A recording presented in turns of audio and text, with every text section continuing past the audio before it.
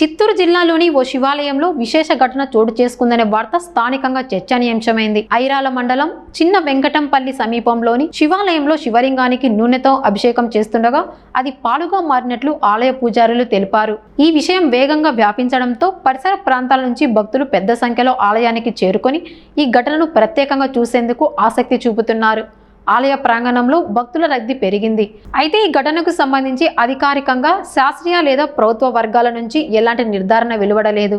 స్థానికులు దీనిని దైవ మహిమగా భావిస్తుండగా మరికొందరు దీనిపై స్పష్టత రావాల్సి ఉందని అభిప్రాయపడుతున్నారు. ఓం శ్రీ గురుభ్యో నమః. మృత్యుంజయేశ్వర స్వామి దేవతాభ్యో నమః. చిన్న వెంకటంపల్లి గ్రామం, Kanipakam to Irala main road.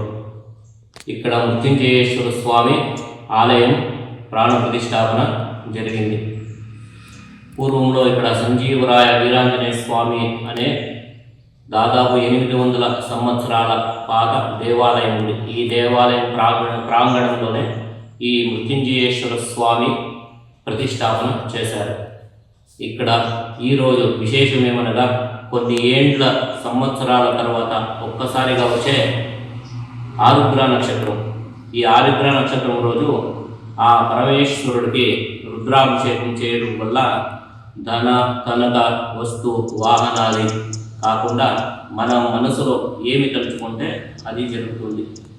అందుకే ఈ ఆరుద్ర నక్షత్రం రోజు సోమవారం అంత విశేషం.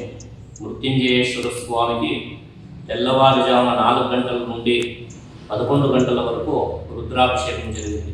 రుద్రాభిషేకం తదుపరి మహామంగళారతి తీర్థప్రసాద వినియోగం జరిగింది.